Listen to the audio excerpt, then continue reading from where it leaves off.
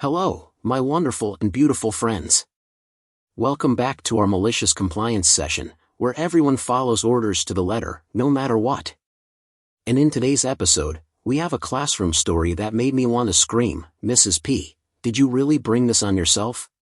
Our original poster, is a middle school math teacher at a public school, the kind with blackboards covered in white chalk dust, old wooden desks carved with initials, students murmuring over the sound of the bell, and the faint scent of old textbooks in the air. Everyone in this story is about to learn a lesson they won't forget. I hope you enjoy today's story. If you haven't subscribed yet, make sure to do so.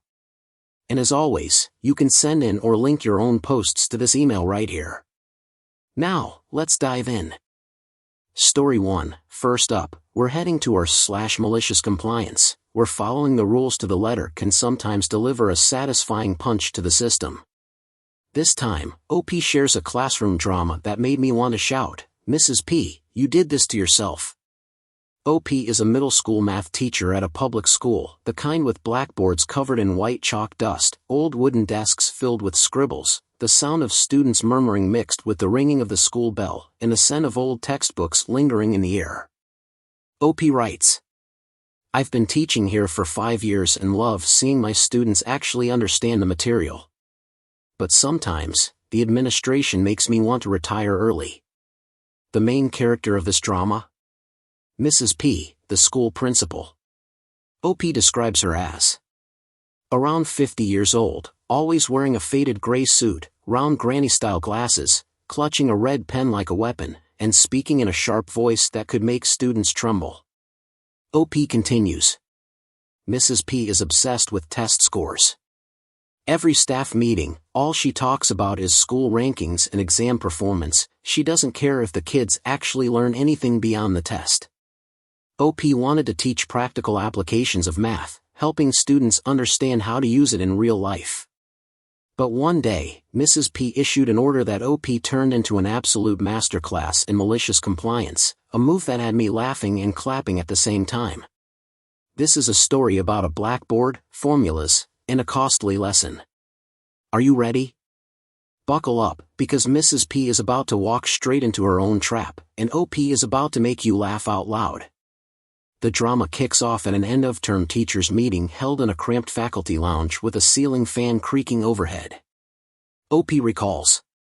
Mrs. P stood before the teachers, waving her red pen like a conductor's baton, and declared, from now on, you will only teach what's on the test. Nothing more, nothing less. I want higher scores. OP pushed back gently. But they need to understand math beyond just tests, like calculating money or measuring areas.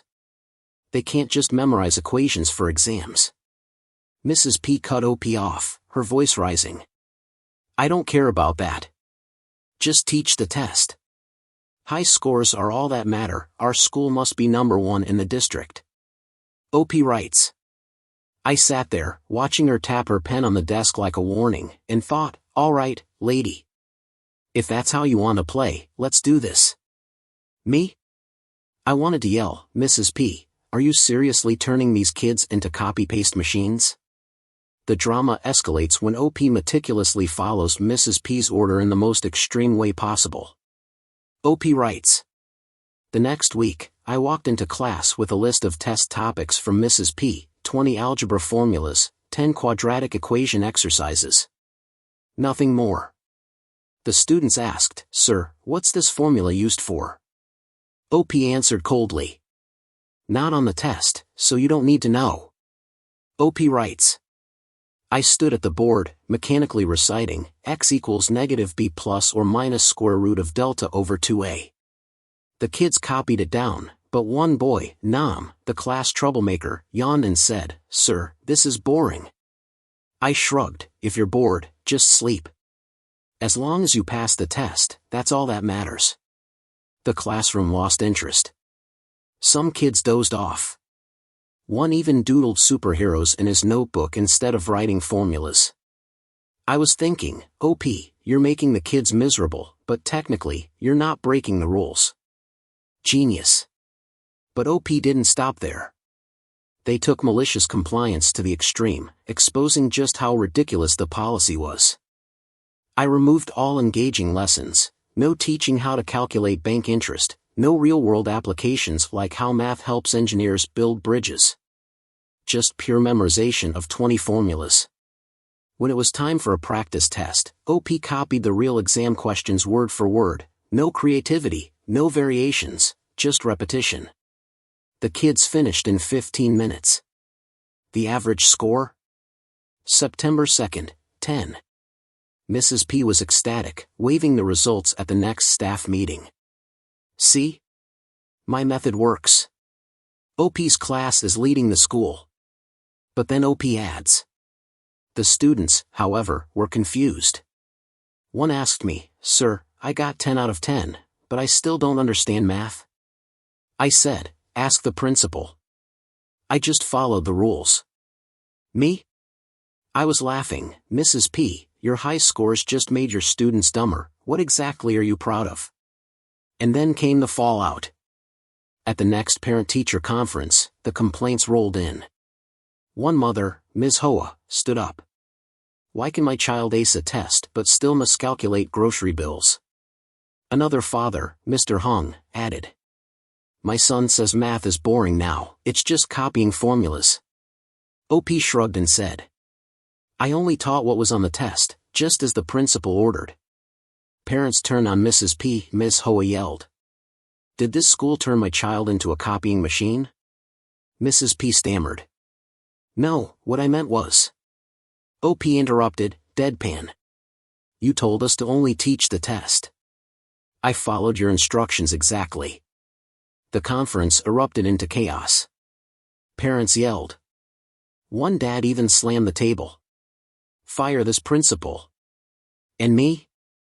I was cheering. "OP, you just made Mrs. P shoot herself in the foot, in front of everyone." The aftermath? Total mayhem and victory for OP. The next day, the school board held an emergency meeting. Parents flooded the office like a protest. Mrs. P was forced to backtrack. "We'll revise the policy. Teachers can add real-world lessons too." OP writes.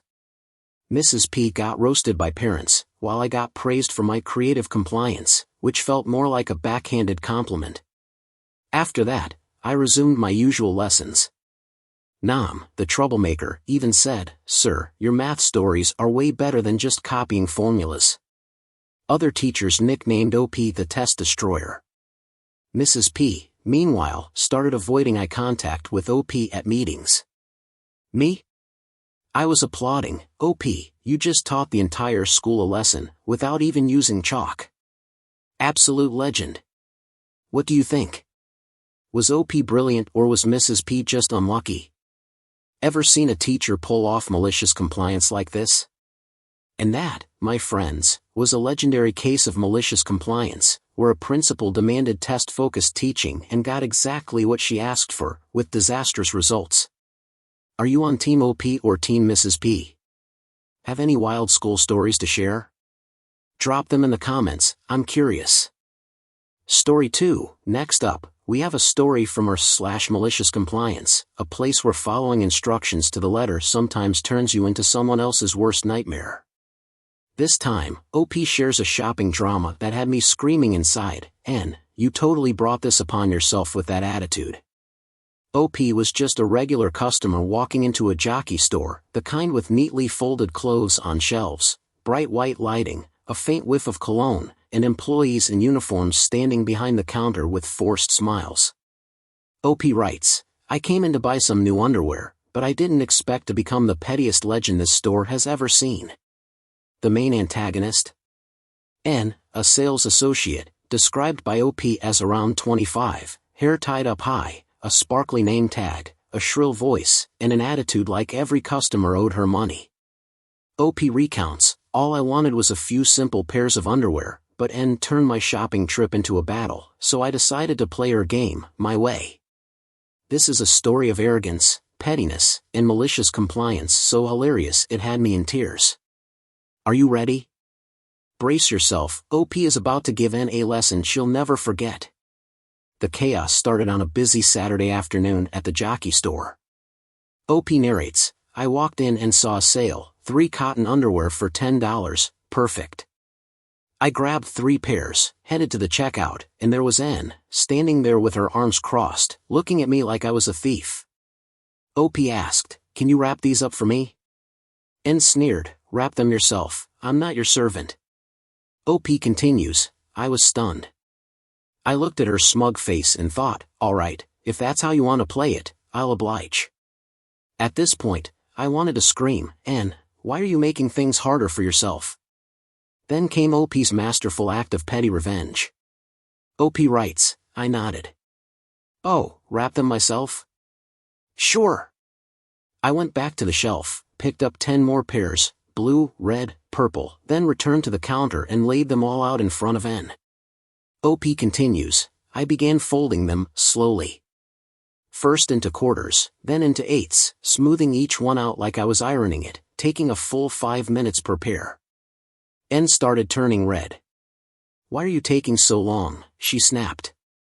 OP smiled, you told me to wrap them myself, so I'm making them neat.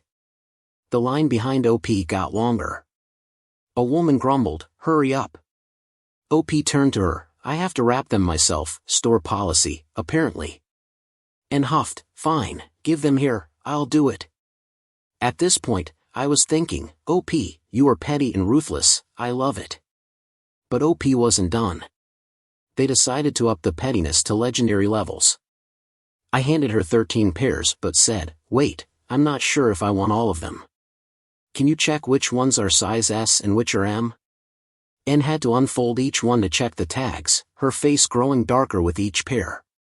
OP adds, I stood there pointing, too small, put that one back. Ugly color? No thanks. In the end, OP only bought 5 pairs. Wrap them up, OP finally said. I can't do it myself after all. N's hands shook as she wrapped them.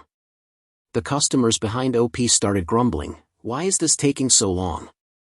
One older man snapped, move faster. I've been standing here forever. OP was dying laughing inside, N, you wanted me to do it myself, now the whole store is mad at you. Just when N thought it was over, OP had one last move. When she handed me the bag, I said, wait, let me count. Last time, I was shorted. N's eyes twitched.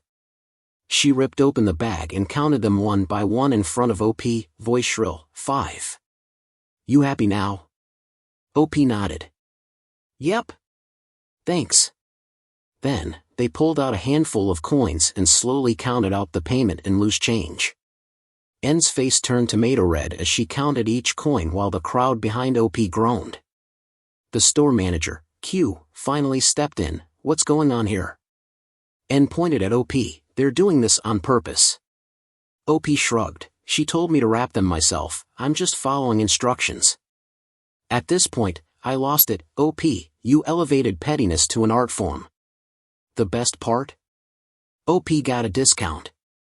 Q apologized, knocked the price down to $8, then pulled N aside and scolded her, next time, serve the customer properly and don't make them wait. As OP walked out, they heard N mutter, what a ridiculous customer. But she didn't dare say it out loud. And from that day on, OP became a legendary customer at that Jockey store. Every time I went back, service was lightning fast. The moment N saw me, she looked away. One time, OP went in, and N ran to the back to avoid them. Another time, OP deliberately grabbed 8 pairs just to watch N nervously wrap them without saying a word. OP finishes, the new cashier even asked, are you some kind of VIP? And I thought, VIP, but only in petty revenge. The Reddit comments blew up. Team OP cheered, N deserved it. If you're rude to customers, expect consequences. One person said, if I were OP, I'd have folded those underwear for an hour just to make her cry. Team N countered, come on, OP went too far. Just buy your stuff and leave. Another joked, next time, OP should bring 50 pairs and shut the store down. I was cackling while reading, but I sided with OP, N, arrogance will always backfire. OP just played by the rules. Here's a theory, maybe N wasn't actually mad at OP, but just wanted to flex her tiny bit of power, like, I work here, so I'm in charge. But she never expected OP to be the pettiest nightmare possible. Or maybe she just had a bad day and took it out on OP, but picked the wrong person to mess with. Either way, OP didn't just win, they turned N's arrogance into a life lesson. But I do wonder, if N had just apologized, would OP have stopped?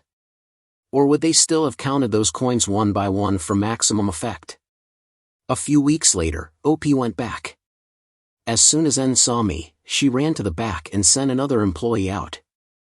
The new person wrapped my stuff in 30 seconds flat and even smiled, "Wow, are you a VIP?" Another time, OP deliberately picked 8 pairs, just to make N nervous. She wrapped them without a word, hands shaking. At this point, OP wasn't just petty, they had a reputation. So what do you think? Was OP a genius or too much? Have you ever pulled petty customer revenge like this? Drop your stories, I'm dying to hear them. And next up, we have a security guard blocking the actual owner of a building. Don't go anywhere. Story 3, next up, we have a gem from our /malicious compliance, the place where following the rules to the letter can lead to unexpected, hilarious chaos. This time, OP shares a security guard drama so absurd that I wanted to scream, "Dude, you really did this to yourself?" OP owns a small office building, the kind with polished marble floors in the lobby, elevators that chime, a few companies renting the upper floors, and a security desk at the entrance with an old-fashioned visitor logbook. OP writes, "I bought this building 3 years ago and manage it myself to save costs, but I never expected to run into such a stubborn security guard." Enter the main character of this drama, Mr. B, the new security guard. OP describes him as about 40 years old, wearing a gray-blue uniform, a slightly askew cap, clutching his logbook like it's the Constitution, and speaking in a monotonous, robotic tone. OP continues, Mr. B was hired through a security company. Within his first week, he was already getting on my nerves with his excessive rigidity. OP just wanted to enter his own building as usual, but a small incident with Mr. B turned into a malicious compliance masterpiece that had me clapping in amusement. This is a tale of keys, regulations, and sweet, sweet revenge. Are you ready? Buckle up, because Mr. B is about to sabotage himself with his own stubbornness. The drama begins on a drizzly morning when OP arrives at the building as usual. OP recounts, "I drove up, walked into the lobby, coffee in hand, and was immediately blocked at the entrance by Mr. B. Who are you? Sign in." OP was dumbfounded. "I'm the owner of this building. I come here every day." Mr. B remained unfazed, pointing at the logbook, "You're not on the guest list. No entry." OP writes, "I stood there, rain dripping off my coat, watching him flip through the pages like a judge reviewing a case, thinking, all right, you want to play by the book? Let's play." I just wanted to yell, "Mr. B, how does it make sense to block the building owner?" I nodded, "Oh, I'm not on the list. Fine, I'll get my paperwork." I walked back to my car, grabbed a thick, notarized copy of my property ownership deed, and returned. I slammed it on his desk. "Here, I'm the owner. Let me in." Mr. B flipped through the pages at a snail's pace, like he was reading a novel, and finally said, "I need to call the company to verify this." OP writes, "I stood there in the rain for another 10 minutes while he made the call, repeating, 'This guy says he's the owner, is that true?' Eventually, he grudgingly let me in but added, 'Next time, register in advance.' I could only laugh. OP, your patience is evil and I love it." The next day, I came back but intentionally didn't bring my main key, just a spare employee key. Mr. B blocked me again, "Not on the list, no entry." I smirked, "Oh, you won't let me in? All right, I'll call a locksmith." OP continues, "I called a locksmith right in front of him and said, 'Break open the main entrance, I forgot my key.' The locksmith arrived and started drilling the lock. The noise was deafening. Tenants from the upper floors rushed down. What's going on?" I pointed at Mr. B, "Ask the security guard. He won't let the owner in." Mr. B panicked, yelling, Wait. You can go in. Don't break it." I shrugged. No, you said to follow the rules, so I am. I was dying laughing. OP, you turned Mr. B into the center of absolute chaos. OP writes, the drilling caused an uproar. A tenant from the 3rd floor, Ms. Lon, ran down. Who's breaking the door? I have an important meeting. I explained, the security guard won't let me in, so I have to break in to manage my own building. Ms. Lon turned to Mr. B, you let this happen? Call your security company's manager now. Mr. B, his voice shaking, called his supervisor. There's a guy claiming to be the owner, he's breaking the door. The security company manager rushed over, profusely apologizing. Mr. B is new, he's still learning. I remained calm, it's fine. He was just following protocol. The door was actually broken. It cost $200 to fix, which the security company had to cover. I was rolling. OP, you made Mr. B shoot himself in the foot in front of the entire building. OP writes, the security company replaced Mr. B with a new guy, Mr. H, super friendly. The moment he saw me, he greeted me with, good morning, boss. Mr. B was reassigned elsewhere. Rumor has it, he's still just as rigid. OP adds, I made sure my name was added to the logbook, in big, bold letters, OP, building owner. Since then, no one has dared to stop me. Ms. Lon even retold the door-breaking story to the entire building, nicknaming me the door-breaking owner. One time, I walked past Mr. H, and he laughed, boss, you can enter any time, no logbook needed. I was clapping. OP, you didn't just win, you taught the whole security company a lesson without saying a word. Team OP. Mr. B deserved it. He was too rigid, and OP played the game perfectly. If I were OP, I'd have broken the glass door for extra drama. Team Mr. B. OP went too far. He should have just reported it instead of breaking the door. Next time, OP should call a crane and demolish the whole building just to prove a point. I was cracking up but still siding with OP. Mr. B, if a rule makes no sense, don't die on that hill. Maybe Mr. B wasn't really trying to block OP, maybe he just wanted to prove he was doing his job well. Like, I'm new, I need to be strict to establish authority. But he never expected OP to take things so far and actually break the door? Or maybe he was just trained too rigidly and couldn't think critically, clinging to his logbook like a lifeline? Either way, OP didn't just win, he turned Mr. B's inflexibility into a corporate-wide lesson. Genius and hilarious. But I do wonder, if Mr. B had apologized early on, would OP still have called the locksmith? Or did OP want to drive the lesson home even harder? This made me laugh out loud. A few weeks later, OP saw Mr. B working security at another building. The moment Mr. B spotted OP, he turned away and pretended to write in his logbook. OP laughed and said, make sure to register my name this time. Mr. B turned red and didn't reply. Another time, Ms. Lon mentioned, the security company now tells new hires, don't stop the owner, or you'll end up like Mr. B at Building X. I was dying. Mr. B, you lost to the entire security industry. So, what do you think? Was OP brilliant, or was Mr. B just unlucky? Have you ever been stopped by an overly rigid security guard? Let me know in the comments, I'm dying to hear your stories. Story 4, next, we dive into our /malicious compliance, the place where a dumb, over-controlling rule can turn into a nightmare for the person who created it. This time, OP shares an office drama that made me want to shout, Sister S, did you really do this to yourself? OP works in a small office, the kind with cluttered desks full of paperwork, a leaking coffee machine, constantly ringing phones, and the faint smell of printer ink lingering in the air.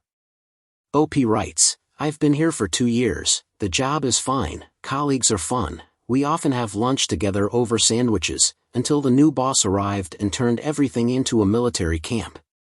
The main character of this drama is Sister S, the new manager, whom OP describes as about 35 years old, always wearing a slightly tight navy blazer, her hair in a neat high bun, holding a ballpoint pen like it's a scepter, and with a sharp gaze that constantly makes you feel like she suspects you of slacking off.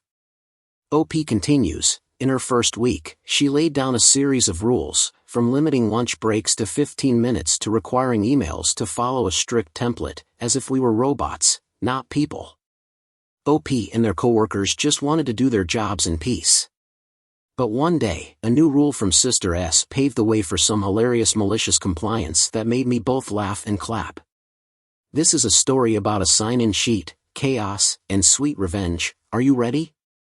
Brace yourself, because Sister S is about to fall into her own trap of excessive control. The chaos kicked off in a Monday morning team meeting, when the office was still groggy with the smell of stale coffee and the hum of the photocopier in the corner. OP recounts, Sister S stood in front of the whiteboard, holding a red marker, and declared, "From now on, everyone must sign in and out every time they leave their desks, for the restroom, water, lunch break, whatever." OP was dumbfounded, "But we're only gone for a few minutes?" Sister S snapped, her voice sharp, "No excuses. I want to know where everyone is and what they're doing. Sign the logbook." OP writes, she placed a thick notebook on the table, tapping it with her pen like an order. I looked at my colleagues, all wide-eyed, thinking, fine, you want signatures? We'll give you signatures. At this point, I wanted to yell, "Sister S, why are you turning the office into a prison?" The office quickly turned compliance into a game. OP writes, that very day, we started our signing spree. I walked 5 steps to get water, signed, 902, OP, getting water. Came back, signed, 903, OP, returned. My colleague Lynn went to the restroom, signed, 905, Lynn, WC. Returned, signed, 908, Lynn, back. Within an hour, we had filled 3 pages, everyone meticulously logging, picking up a pen, 2 minutes, calling a client, 5 minutes, coughing, 1 minute. Sister S walked by, saw the notebook swelling with entries, and snapped, "Why are you signing so much?" I grinned, "You told us to sign every time we leave our desks. We're just following the rule." The office buzzed with laughter. Twan even logged, 10:15, Twan yawned. I was cracking up, "OP, your team turned the logbook into a comedy journal." OP and their coworkers took it to the next level, driving Sister S up the wall. OP shares, by the second day, we leveled up. Every time we signed, we lined up at Sister S's desk, 10 people waiting, asking, "Boss, how do I log a lunch break? How do I sign for a cough?" She had to explain to each person. The logbook was full in 3 days, 200 pages of nonsense. Someone even wrote, 1132, Min, scratched head. Sister S brought in a new book, but we kept signing, 1400 hours, OP, check the clock. Work slowed down, clients were calling, "Why isn't the report done?" Sister S screamed, "Why is everything so slow?" I responded, "We're busy signing, just like you asked." Even a visiting client overheard and laughed, "This office is hilarious." I was gleeful, "OP, you just made Sister S shoot herself in the foot in front of everyone." The chaos reached the big boss. OP recounts, on the 4th day, Sister S brought the logbook to a meeting. Our big boss, Mr. K, flipped through it and froze. "What the hell is this? Scratched head? Yawned?" Sister S stammered, "I told them to sign every time they leave their desks." Mr. K cut her off, "You turned employees into signature machines? Where's the actual work?" OP writes, "He called us in and asked, 'Why are you all signing like this?' I replied with a straight face, 'Sister S told us to sign every time we leave. We're just following the rule.'" Mr. K turned to Sister S, "Cancel this rule now. I don't want this office turned into a circus." Sister S's face turned red as she muttered, "They did it on purpose." But Mr. K roared, "If you make dumb rules, deal with the consequences." I was in tears laughing, "OP, you turned Sister S into a joke in front of the big boss." The next day, the sign-in rule was scrapped, leaving only the standard and /out log for work shifts. OP shares, things went back to normal, lunch breaks with sandwiches, toilet trips without signing. Sister S eased up, communicated via email instead, and avoided eye contact with us. My coworkers nicknamed her Queen of the Logbook, and every time we mentioned it, the whole office erupted in laughter. One day, I caught Sister S secretly tearing up the old logbook. "Pettiest, boss, signing again?" She turned away without a word. I clapped. "OP, you taught her a lesson without wasting a single drop of ink. Legendary. What do you think? Was this malicious compliance pure genius?" OP writes, "After this, Sister S looked at us like we were both terrifying and hilarious. Meanwhile, we were just happy to be free of the stupid logbook." Reddit exploded. One group, Team OP, cheered. Sister S got what she deserved. Overcontrol comes with consequences. OP and their team played this perfectly. One person even joked, "If I were a coworker, I'd log my sneezes for fun." The second group, Team Sister S, argued, "Okay, OP, maybe you went too far. You could have toned it down a bit to avoid embarrassing her." Someone else quipped, "Next time, OP should write poetry in the logbook, make her cry." I was cackling but firmly on OP's side. Sister S, dumb rules lead to dumb results. OP just did what they were told. Here's a theory, maybe Sister S wasn't actually trying to micromanage every minute but was just trying to assert her authority. She probably thought, "I'm the new boss, I need to make my mark." But she never expected OP and their colleagues to go full petty and turn her rule against her. Or maybe she wanted tracking data for the higher-ups but never realized how ridiculously detailed employees could be. Either way, OP won, not just by beating the rule but by turning Sister S's power trip into a running office joke. So, what do you think?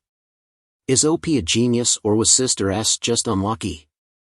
Have you ever pulled off malicious compliance on your boss like this?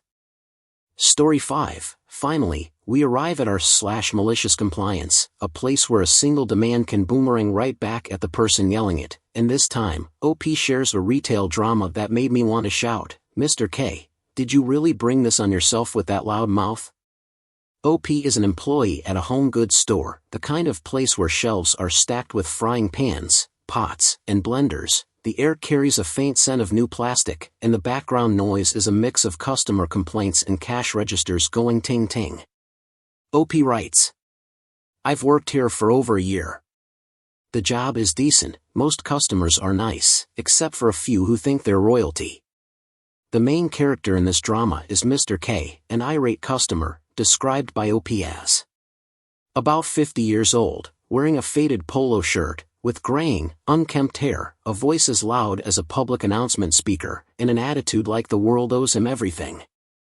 OP recounts, "Mr. K stormed into the store, shouting over something trivial, and I decided to give him exactly what he demanded, but in a way he never expected. This is a story about anger, compliance, and a costly lesson. Are you ready? Brace yourself, because Mr. K is about to sabotage himself with his own yelling."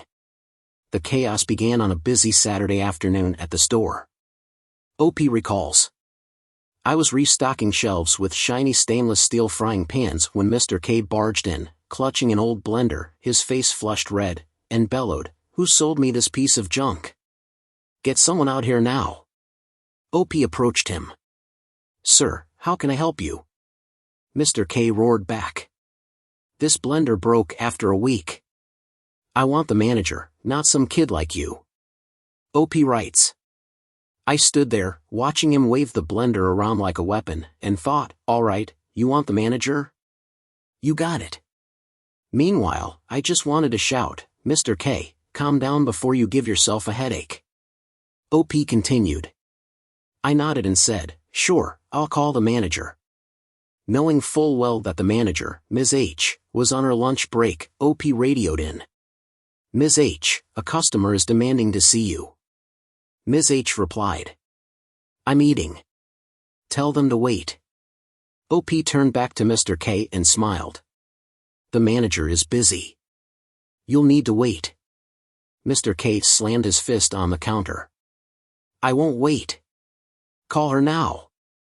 OP writes, "I casually wandered around the store, pretending to search for Ms. H, taking my sweet time strolling past the frying pans and pots, even stopping to adjust price tags. About 10 minutes later, I returned and said, "She's still busy. Please wait a little longer." Mr. K shouted. "You're doing this on purpose, aren't you?" OP shrugged. "You asked for the manager. I'm calling her." At this point, I was laughing. "OP, your slow-motion revenge is genius." OP took the compliance up a notch. As Mr. K continued yelling, drawing stares from other customers, I decided to escalate things. I radioed again, making sure he could hear me. "Ms. H, the customer insists on seeing you now." Ms. H, annoyed, replied, "I'm eating a sandwich, 5 more minutes." OP turned to Mr. K. "She says 5 more minutes. Please have a seat." That's when Mr. K lost it. He slammed the blender onto the floor, shattering it into pieces, and screamed, "I'm not waiting. Give me a new one now." OP stayed cool. "Sir, replacements require manager approval. And now that you've broken the blender, you definitely need to wait." Around them, customers whispered. A lady muttered, "Why is he so angry?" A young guy chuckled, "Might as well wait, man, you broke it yourself." Meanwhile, I was cheering, "OP, you just made Mr. K self-destruct in the middle of the store." Finally, Ms. H emerged, still holding half a sandwich, looking irritated. "What's all this yelling about?" Mr. K pointed at OP. "This kid won't replace my blender. I've been waiting 20 minutes. Ms. H glanced at the shattered blender. "You broke it, and now you want a replacement?" Mr. K snapped. "I asked for the manager from the start." Ms. H cut him off. "Well, I'm the manager. And our store policy says you break it, you buy it." OP chimed in. "I called her right away, sir. You just didn't want to wait." The surrounding customers burst out laughing.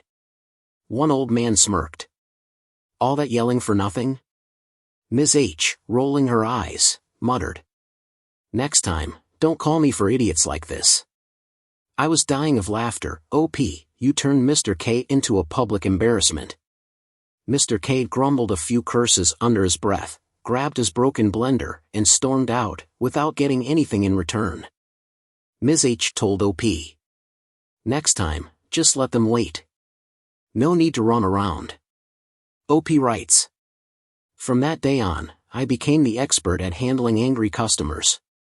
If they yelled, I called the manager and just watched the show unfold." And Mr. K? He came back once, but when he saw me, he quietly bought a frying pan and left, no yelling. Regular customers even gave him a nickname, Mr. Loudmouth. Every time his name came up, the whole store would crack up. I clapped. "OP, you taught him a lesson without even raising your voice, absolute legend."